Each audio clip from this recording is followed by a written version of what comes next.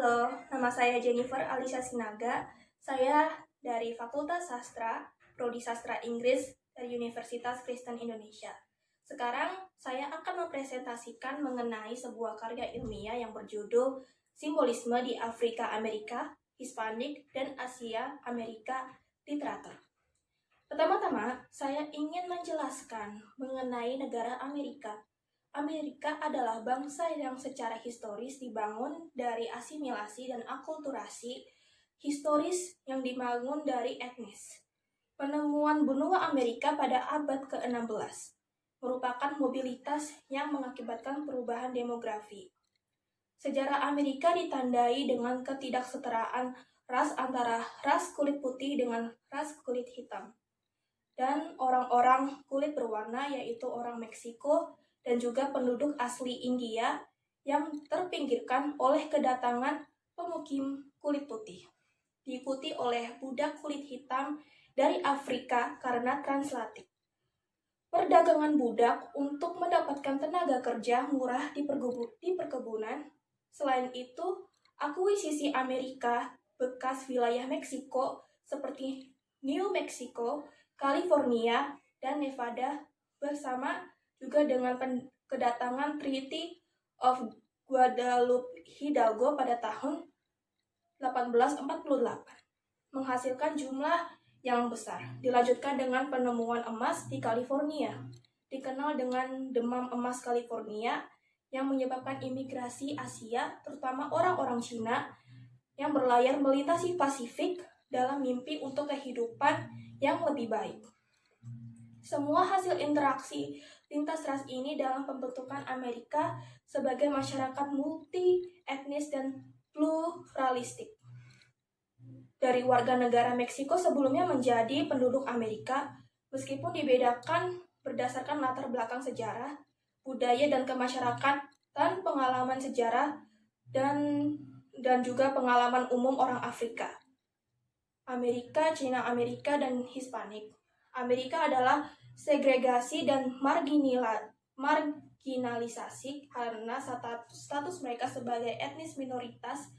Penjelasan singkat tentang keadaan historis penting dalam menggarisbawahi penindasan yang dihadapi oleh etnis minoritas di Amerika Serikat. Kronik minoritas kulit hitam di Amerika tidak terlepas dari sejarah mereka sebagai budak yang berlanjut sampai setelah Perang Saudara Amerika. Sedangkan setelah Civil War, mereka tidak lagi diperlakukan sebagai budak atau hanya komoditas. Untuk orang kulit putih, pemisahan dalam bentuk sekolah ras hitam terpisah dan juga angkutan umum kulit hitam sering terjadi pada saat itu. Begitu pula dengan etnis minoritas yang berasal dari Meksiko, yaitu orang Meksiko. Amerika juga mengalami perlakuan tidak adil sejak penandatanganan Perjanjian Guadalupe Hidalgo. Penandatanganan traktat ini secara paksa menganeksasi besar-besaran wilayah geografis yang sebelumnya dimiliki oleh Meksiko menjadi Amerika Serikat. Itu akuisisi bagian-bagian modern Arizona, California, lalu New Mexico, dan juga Texas. Colorado, Nevada, dan Utah memimpin sejumlah besar penutur bahasa Spanyol. Penduduk Amerika Serikat dilihat dari perspektif orang kulit putih, yaitu orang Amerika. Meksiko Amerika pun dianggap warga negara kelas 2 dan diberi pelabelan stereotip sebagai pemerkosa, pengedar narkoba, imigran ilegal, dan penjahat. Berbeda dengan keadaan historis yang disebut di atas, yaitu imigran Cina di Amerika itu pertama kali dimotivasi oleh dorongan untuk mencari kehidupan yang lebih baik melalui iming-iming ekonomi. Kekayaan propaganda America Dreams mempesona para imigran Cina dengan janji memiliki kehidupan yang lebih baik dibandingkan dengan kemiskinan di Cina yang dilanda perang. Situasi di Amerika berbeda dari apa yang mereka harapkan. Mereka terpaksa bekerja sebagai buruh biasa di pertambangan dan perkebunan, semuanya dengan kehidupan yang keras dan busuk. Kondisi selain itu mereka menjadi sasaran tuduhan palsu bahaya kuning, karena untuk populasi mereka yang berkembang pesat di Amerika Serikat, pengejaran mereka yang tidak adil, wakil judi, penyembahan berhala, merokok opium yang membuat takut kulit putih terutama di San Francisco bahwa imigran Cina akan segera mengambil alih industri mereka dan sektor ekonomi. Meneliti sekolah mitos dan simbol studi Amerika, mitos dan simbol yang juga diambil untuk mempresentasikan identitas Amerika secara keseluruhan hanya dilihat dari sisi putih. Misalnya, konsepsi bahwa Amerika West adalah Virgin Land. Gagal untuk menyadari bahwa Barat sebenarnya bukanlah gurun, melainkan sudah diselesaikan oleh penduduk asli Amerika. Oleh karena itu, dengan perampasan budaya gurun, pemukim kulit putih meniadakan keberadaan etnis non-kulit putih. Di Amerika Serikat, juga kurangnya perhatian ini menghasilkan kebutuhan yang semakin meningkat, menggabungkan mitos dan simbolisme dari komunitas lain yang membentuk persatuan. Simbolis minoritas yang beragam secara etnis di Amerika Serikat sebagaimana dinyatakan oleh Elizondo dan Riggs didasarkan dari realitas sehari-hari yang mereka hadapi, yaitu penulis bertindak sebagai penafsir pikiran dan perasaan banyak tema, diubah secara radikal untuk membawa mereka ke bidang estetika. Sekarang saya akan menjelaskan tentang simbolisme menurut sastra Hispanik, yaitu Los Vendidos, yaitu sebuah karya sastra yang ditulis oleh Luis Valdés pada tahun 1967, yang di dalamnya terdapat karya sastra lainnya yang berjudul Chicano. Sastra Chicano adalah sastra yang ditulis oleh orang Amerika Meksiko di Amerika Serikat pada saat itu. Kata Chicano sendiri adalah singkatan bahasa Spanyol Meksiko dari Mexicanos, yang mengungkapkan kebanggaan atas warisan etnis mereka, yaitu karena gerakan Chicano mulai mendapatkan ketertarikan publik pada tahun 1960-an, karena salah satu etnis minoritas di Amerika Serikat itu sejalan dengan etnis lain, seperti orang Afrika Amerika, Asia Amerika, ataupun juga orang Amerika yang berasal dari Hawaii. Sejalan dengan kebangkitan kebanggaan rasial atau identitas mereka, tujuan sastra Chicano adalah untuk membangun identitas, berbicara dan juga didengar. Penekanan dari sastra Chicano menulis tentang identitas, diskriminasi, budaya, dan sejarah. Dengan penekanan pada validasi pengalaman Meksiko Amerika atau Chicano budaya di Amerika Serikat atas identitas khas mereka, tujuan sastra Chicano adalah untuk membangun identitas, berbicara, dan didengar. Penekanan dari sastra Chicano menulis tentang identitas, diskriminasi, budaya, dan sejarah. Dengan penekanan pada validasi pengalaman Meksiko Amerika atau budaya Chicano di Amerika Serikat, karakteristik penting lainnya adalah preferensi mereka pada penulisan dalam dua bahasa, menggunakan bahasa Spanyol dan bahasa Inggris dalam pekerjaan mereka. Selanjutnya adalah simbolisme menurut sastra Afrika Amerika yang berjudul Alice Childress Florence. Sama dengan gerakan Chicano, gerakan etnis Afrika Amerika menggunakan pertunjukan teater untuk berbicara dan menyuarakan keprihatinan mereka. Teater hitam gerakan berkembang pesat oleh beberapa dramawan seperti Baraka dengan orang Belandanya. Gerakan teater hitam berfokus pada mimesis secara realistis mewakili penindasan dan marginalisasi yang mereka hadapi dalam kehidupan sehari-hari ke dalam pertunjukan teater. Orang Belanda mengeksplorasi kecaman tanpa maaf atas rasisme dan artikulasinya tentang kemarahan Afrika Amerika dalam konfrontasi kereta bawah tanah antara orang kulit putih yang menggoda wanita, lula, dan korbannya, dan juga pria kulit hitam kelas menengah. Ditulis menjelang penerapan Undang-Undang Hak Sipil, lakon Baraka mencontohkan bagaimana kulit hitam masih dilecehkan secara rasial, padahal sebenarnya hukum melarang segala bentuk pelecehan.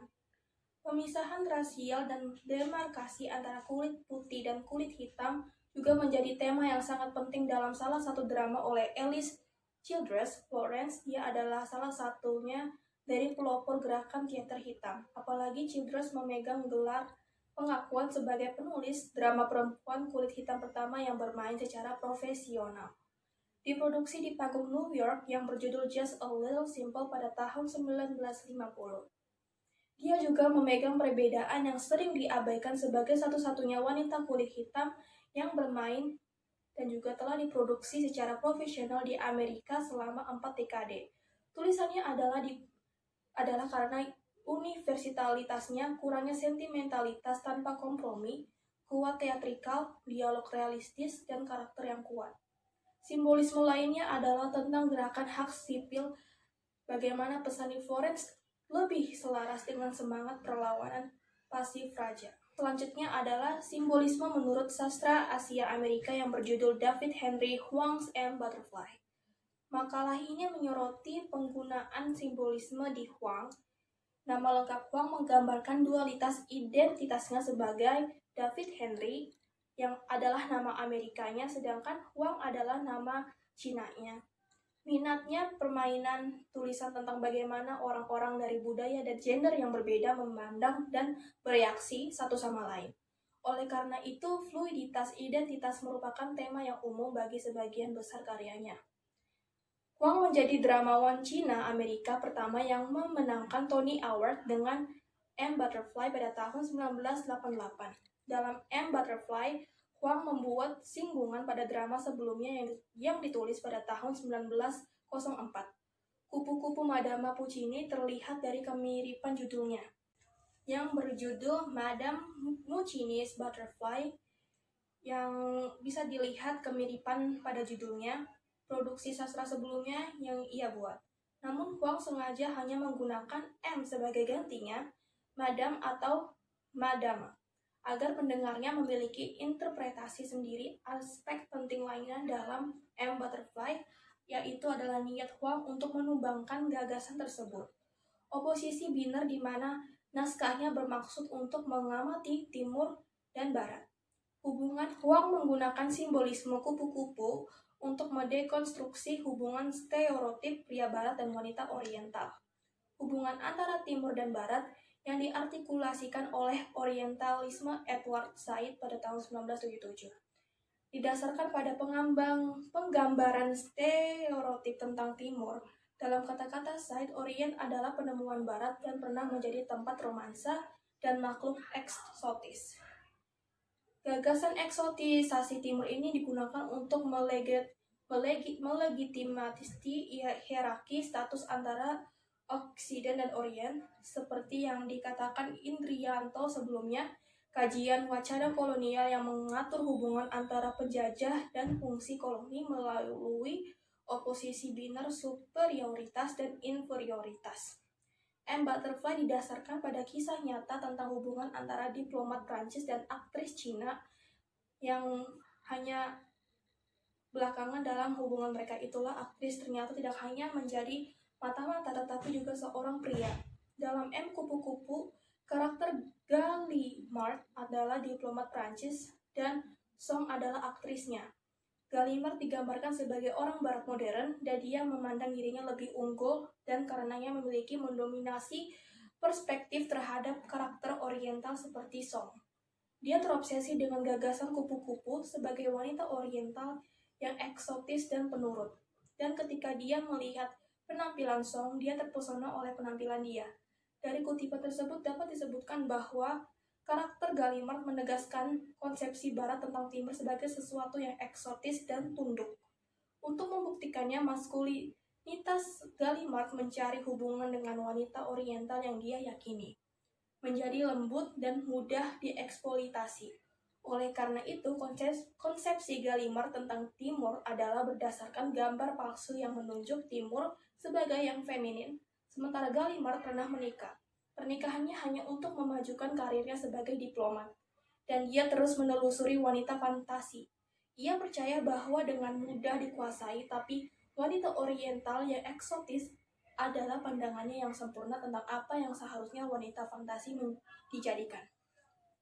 Melalui naskah lakonya, Huang menumbangkan oposisi biner antara Timur dan Barat dengan menempatkan karakter Asianya sebagai yang dominan dalam hubungan tersebut. Gagasan tentang pria Barat yang dominan dan wanita Oriental yang tunduk ditumbangkan dengan bagaimana kupu-kupu kemudian diturunkan menjadi pria yang mencari hubungan dengannya. Gallimard untuk memeraskan untuk memberikan rahasia militer Asia untuk manfaat Cina. Selama persidangan Gallimard di mana dia dituduh memberi informasi rahasia, Song menyampaikan baris ini yang menyampaikan dekonstruksi Timur dan hubungan Barat. Sekian presentasi karya sastra yang telah saya bawakan. Terima kasih.